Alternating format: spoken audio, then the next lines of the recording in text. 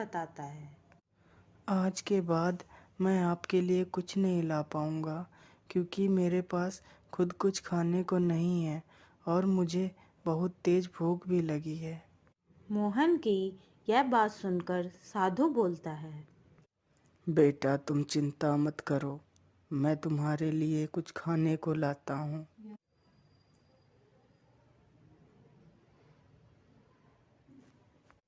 फिर साधु उसे कुछ खाने को देता है और मोहन खाना खा लेता है।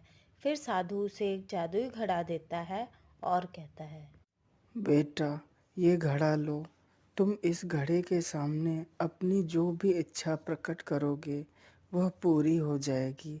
लेकिन याद रखना, अगर इस घड़े के सामने अन्य व्यक्ति ने अपनी इच्छा प्रकट की तो उसकी मृत्यु हो जाएगी।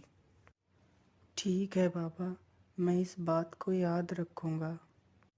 फिर मोहन वहां से घड़ा लेकर अपने खेत के पास पहुंचता है और घड़े से कहता है, हे जादुई घड़े, मेरे लिए एक घर बना दो। फिर घड़े के जादू से उसका बहुत सुंदर घर तैयार हो जाता है। ये देखकर वह बहुत खुश हो जाता है। फिर वह घर के अंदर जाता है।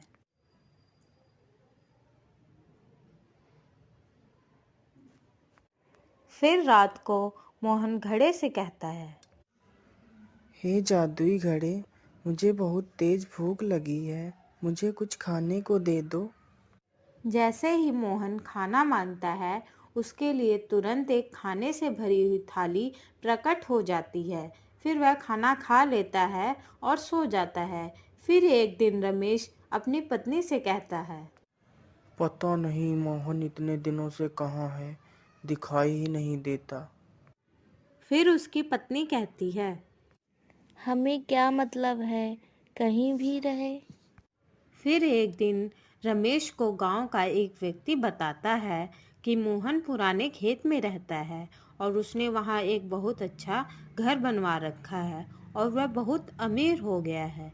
यह सुनकर रमेश चौंक जाता है और वहां से चला जाता है।